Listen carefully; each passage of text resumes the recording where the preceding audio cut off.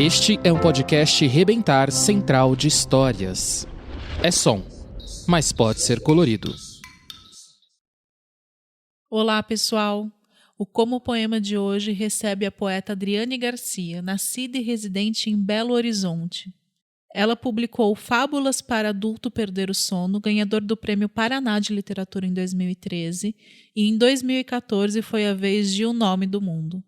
Depois vieram Só com os Peixes, em 2015, Embrulhado para Viagem, em 2016, Garrafas ao Mar, em 2018, Arraial do Curral del Rei, A Desmemória dos Bois, em 2019, e o mais recente, Eva Proto-Poeta, que foi lançado em 2020.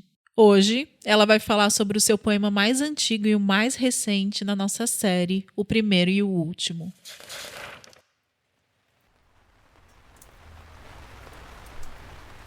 A literatura para minha vida ela veio assim muito cedo, desde que eu comecei a ler e fui para a escola. Eu li um pouquinho antes de ir para a escola porque minha mãe me alfabetizou em casa. E minha mãe me alfabetizou principalmente porque na época eu tive um problema nos pés que a gente não foi diagnosticado, não foi ao médico, nós éramos muito pobres, não tínhamos acesso, estávamos em plena ditadura militar. Para quem acha que foi uma delícia, né? Nós, os pobres, não tínhamos acesso a nada. Mas tem quem acha delicioso, talvez para eles tenha sido melhor. E hoje, certamente, a gente saberia que era uma micose, talvez até mais fácil de tratar. E eu era menina de 6 anos, eu adorava andar enxurrada. Chovia, eu ia andar enxurrada. Minha mãe odiava que eu fizesse isso. E é tanto nessa minha história com a chuva, porque até então eu adorava a chuva, eu não podia ver chuva que eu queria ir para fora. E depois de algum tempo, pouco tempo depois, a nossa casa era de telha de amianto, vai acontecer um evento que é numa chuva muito forte, uma tempestade, as telhas caem. Minha mãe parece que pressentindo esse negócio, a casa era meio perigosa assim. Mandou a gente para casa da vizinha, que era de laje, que ficava de frente para a casa que eu morava. E de frente para a laje, eu assisti as telhas da minha casa voando. E depois eu vi que a minha mãe estava sendo carregada pelas vizinhas, porque uma das telhas atingiu a cabeça da minha mãe. Esse evento me marcou tanto que a partir de então eu passei a ter muito medo de chuva. Mas eu amava chuva até então. Hoje em dia não tenho mais medo não, foi superado. Mas por que eu tô contando essa coisa da chuva? Porque andar nas enxurradas me deu esse problema nos pés. E o pai de criação da minha mãe foi criada pelos tios, na verdade. Ele trabalhava em matadouro e falou para ela que fel de boi curava aquilo ali entre os dedos. E minha mãe passava o fel de boi entre os meus dedos e, nossa, doía horrores, um negócio doía assim, sei lá, pior que mertiolate. E para me distrair, ela quadriculava a folha de papel de pão e ia me ensinando as letras e as sílabas, que eu gostava disso. A, B, C, D e tal. E ainda que não tenha sido todo o processo assim, o mais interessante que ficou para mim é que escrever, ler, formar palavras, é que aquele exercício ele participava do alívio da dor. E isso ficou para mim na poesia. Então aí eu fui para a escola, conheci os livros, gostava muito de biblioteca, fiquei encantada ao descobrir poesia, rima, ritmo, a canção que há nos poemas. Eu conheci Cecília Meirelles primeiro, então assim, né, o negócio já veio com a música. E fui escrevendo quase que naturalmente, porque lia e escrevia. Nem sabia de publicar nem nada, era criança, eu escrevia porque gostava de escrever, queria fazer igual, achava bonito. E lia só para minha mãe. E ficou assim durante muito tempo. Quando eu tinha 18 anos, eu me lembro que eu tinha uma pasta assim enorme, com centenas de coisas escritas. Eu falo coisas escritas porque eu nem sei se era poema, nossa, eu queria que fosse, mas eu não sei. Mas aos 18, eu entendi que aquilo não servia pra nada, sei lá, me deu uma revolta, assim, e eu achei tudo uma porcaria e queimei tudo. Por isso que quando você me pediu o seu primeiro e o seu último poema, eu falei, olha, eu posso te dar o último, o primeiro eu não tenho a menor noção de qual seja.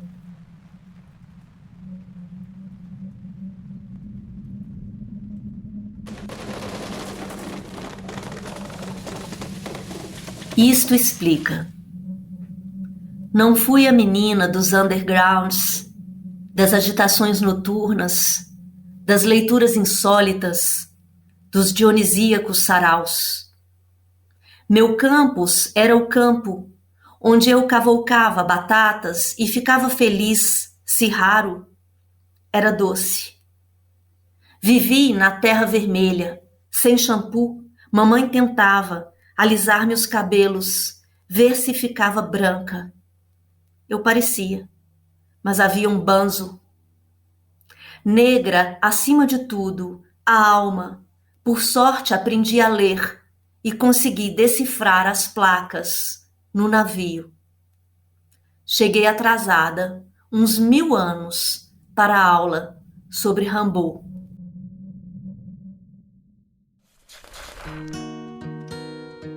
Isto explica.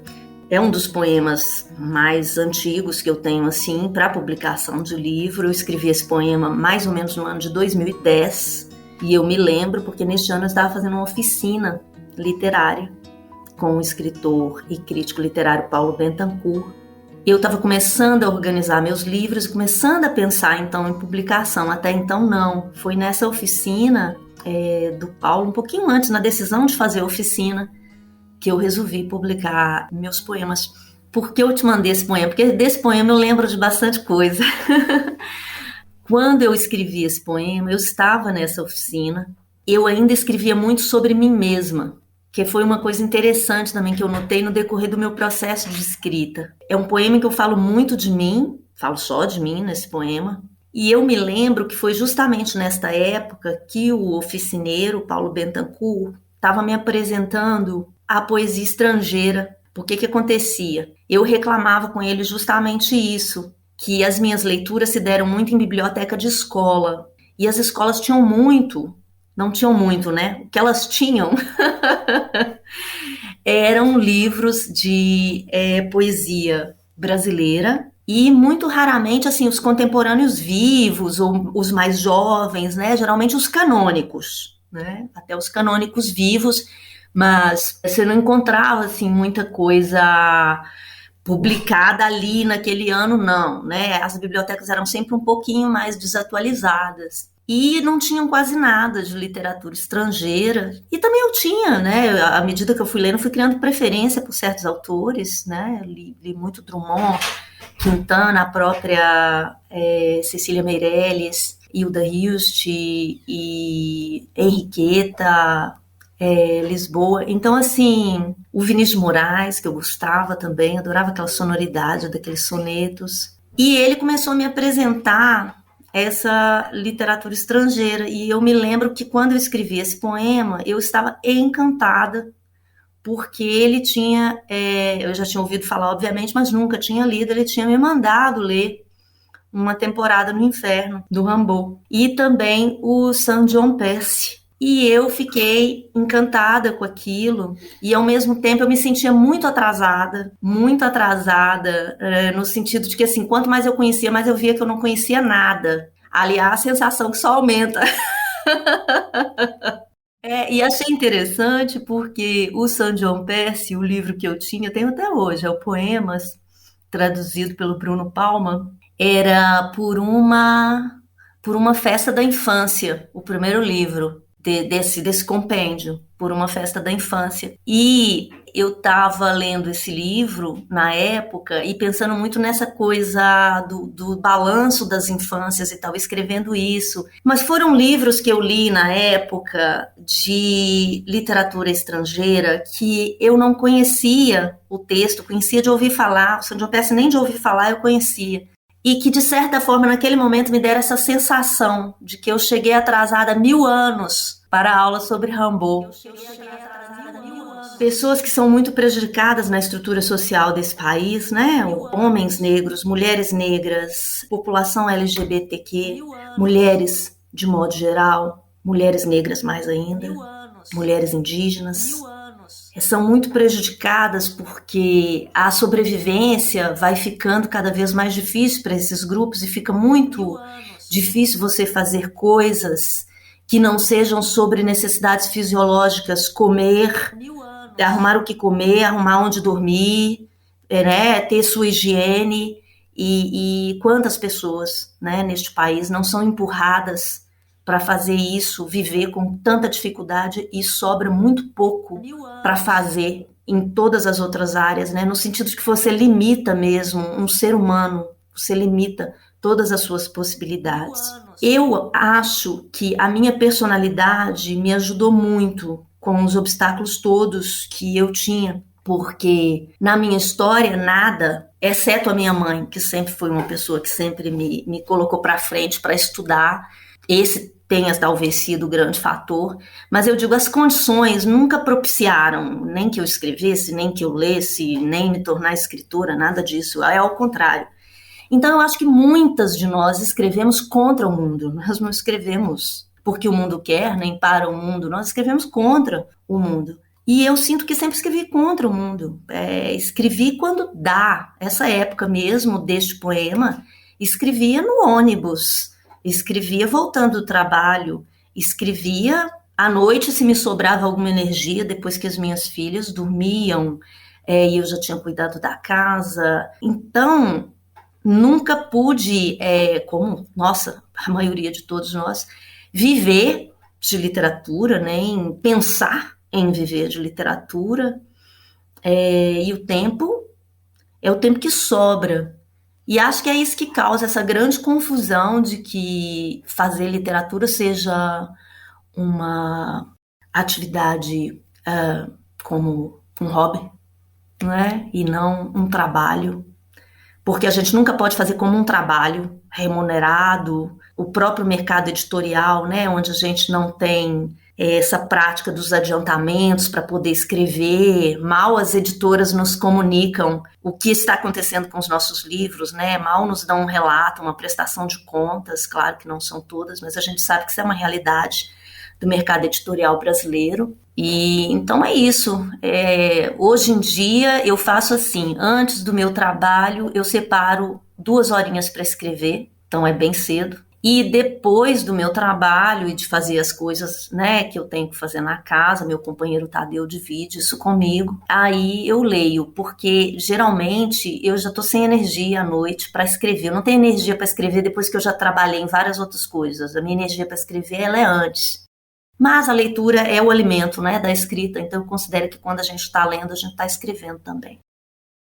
Esse segundo poema, né, que eu escolhi para mandar para você, é o último poema, não é o último que eu escrevi, porque eu escrevo quase todos os dias, mas é o último poema que eu coloquei num livro, um livro que não está publicado ainda, deve ser publicado, vai se chamar Estive no Fim do Mundo e Me Lembrei de Você, esse livro. E esse poema se chama Tralhas de Tanto Afeto, e é um poema que vai enumerando objetos, coisas que geralmente a gente traz de viagens, souvenirs, alguns de forma literal, muitos de forma metafórica. Tralhas de tanto afeto. Taça, chapéu, chaveiro, boneca, pintura, perfume, cinzeiro, postal.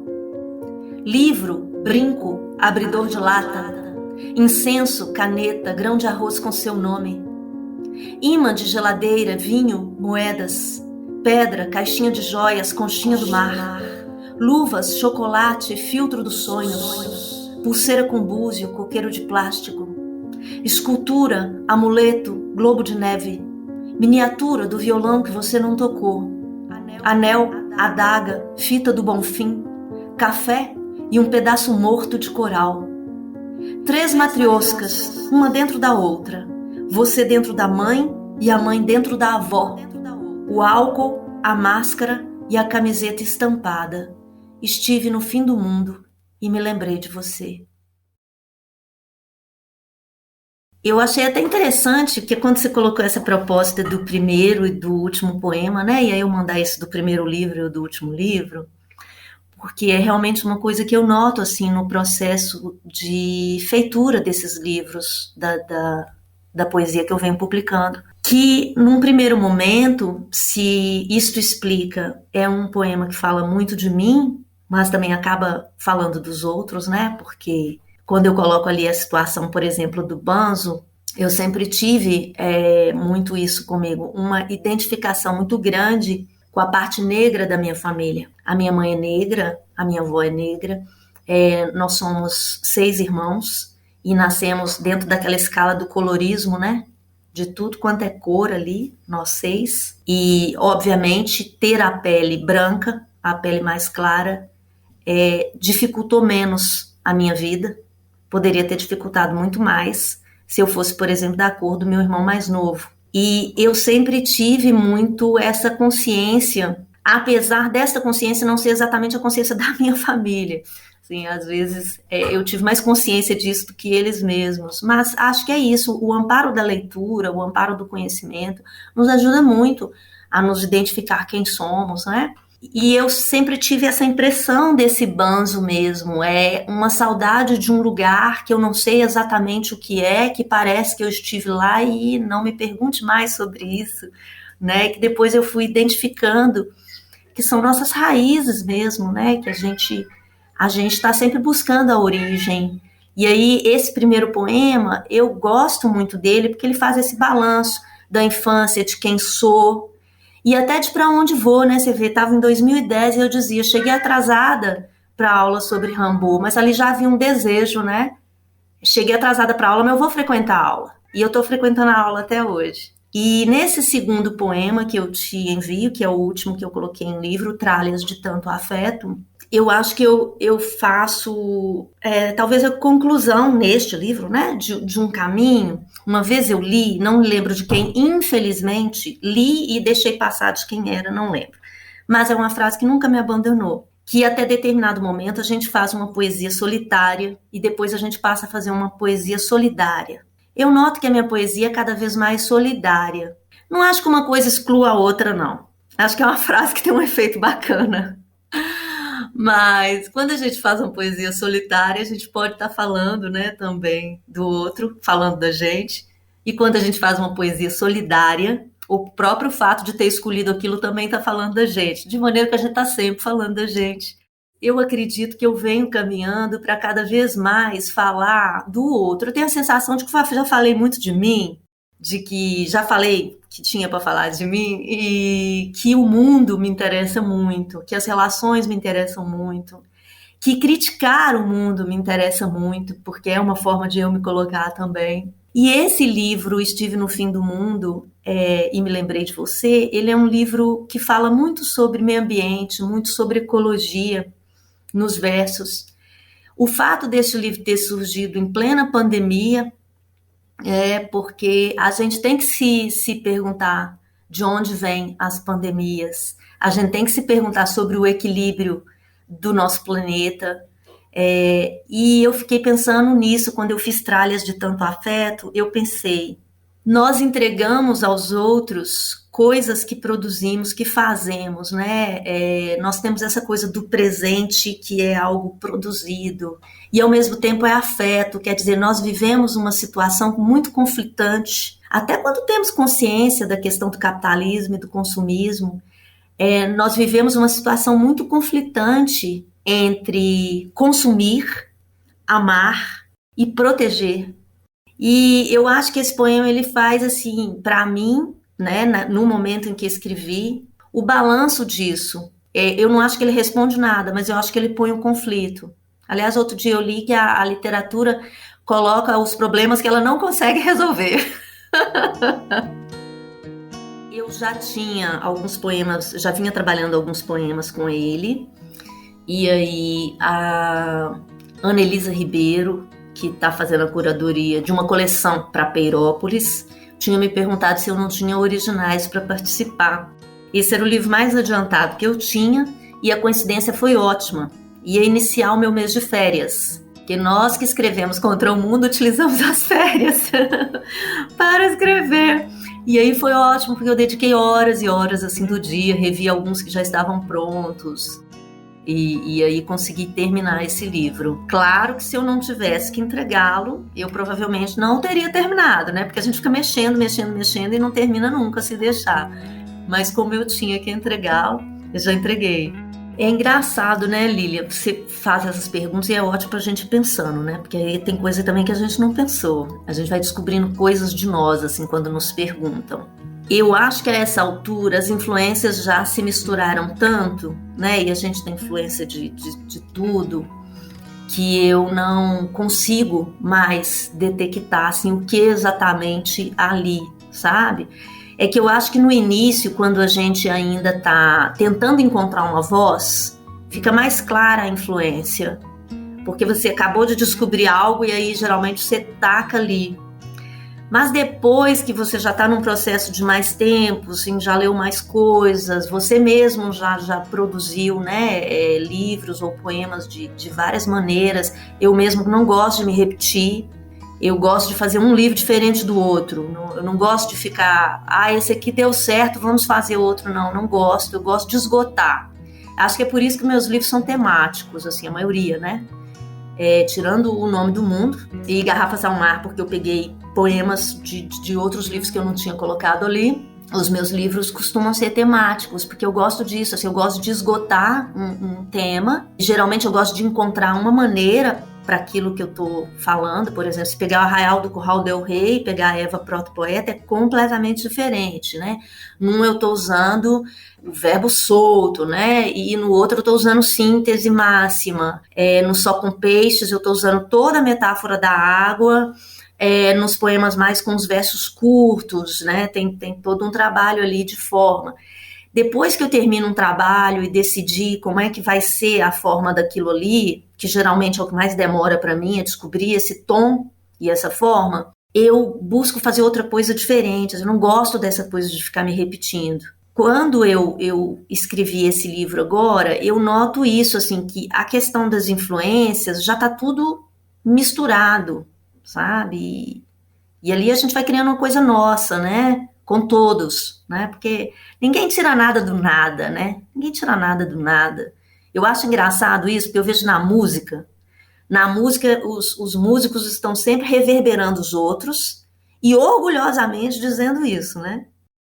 Na literatura tem essa coisa que, nossa senhora, se você pegar uma palavra, o cara fala que é plágio, entendeu? Então, assim, todo mundo quer a originalidade de tudo, quer a paternidade de qualquer título. Às vezes o título mais besta do mundo, 400 mil pessoas já tiveram aquela ideia. Esse título é meu, sabe? Eu acho isso um negócio incrível, porque, assim, claro, é óbvio que muitas das coisas que dizemos, de alguns versos, algumas ideias, nós vamos achar por aí se procurarmos, porque ninguém tira nada do nada, não. Nós somos devedores dos que fizeram antes. Eles começaram no caderno, esses poemas, muitos deles, e na fase que eu entrei de férias, que eu te falei que tive que dar uma adiantada nele, foi quando eu passei pro computador e ali já fui mexendo no computador, mas aí foi uma questão de tempo, né? Eu gosto muito de escrever no caderno. A impressão que eu tenho é que mexe na forma, escrever no caderno, para mim. Assim, eu escrevo no caderno, a impressão que eu tenho é que o verso até se alonga mais. Quando eu estou no computador, eu acho que até o barulho da tecla, a impressão que eu tenho é que se o caderno fosse uma geometria, a coisa é mais redonda, e no teclado a coisa é mais com aresta, mais triangular. Eu tenho essa impressão. Eu gosto de fazer dos dois jeitos, mas eu acho o caderno muito silencioso, eu gosto disso. Você tinha perguntado da enumeração? Eu fiquei pensando nesse livro todo. Eu assisti um documentário, todos os episódios de um documentário chamado Nosso Planeta, que está na Netflix. Esse documentário é maravilhoso, todo mundo devia assistir esse documentário, magnífico. E esse documentário, sim, me influenciou muito para fazer esse livro. Eu aprendi muitas coisas assistindo a esse documentário. E eu fiquei muito pensando nessa questão do consumismo. Essa enumeração é isso mesmo, é o excesso, é acumular as coisas. E, ao mesmo tempo, isso tudo num período de pandemia, num período em que a gente se pergunta sobre o capitalismo, até onde isso vai, né? Porque ele está claramente agora na sua fase mais necropolítica. Ele já não dá conta mais de dar emprego para as pessoas, ele está matando. Até onde que vai, né? Até onde essas corporações, pouquíssimas corporações no mundo inteiro, definindo o mundo inteiro, já mandam mais do que os estados, mandam nos estados. Os estados estão trabalhando para eles. Até onde vamos, né? E esse livro, eu fui pensando isso tudo, e nessa enumeração de coisas eu fiquei pensando, quando a gente volta de viagem, a gente costuma trazer uma coisa. E o que, na verdade, a gente pode trazer e que não acumula e não polui é, por exemplo, um abraço. E a gente não pode mais se abraçar, porque nós somos consumidores de muitas coisas.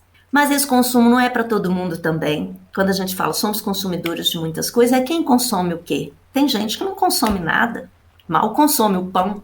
Então eu acho que a gente vive uma esquizofrenia, né? Uma esquizofrenia mundial absoluta. Por isso que este poema termina, né, de todos os objetos que se podia trazer, ele termina com o álcool, a máscara e a camiseta estampada.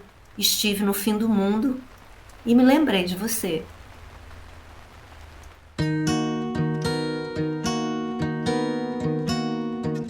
Esse foi um episódio da série O Primeiro e o Último. No Instagram, você pode conferir vídeos especiais com trechos de poemas lidos nessa série. É só acessar o perfil @leiturasorg na primeira e na última segunda-feira de cada mês. Aproveita e segue a gente lá no Instagram também, no @comopoema. E se você gostou do que ouviu, não esquece de seguir o podcast nas plataformas e de recomendar esse podcast para todo mundo que você conhece que se interessa por poesia. O Como Poema é produzido por mim, Lilian Sais, e editado por Ricardo Terto. Um abraço e a gente se ouve na próxima segunda.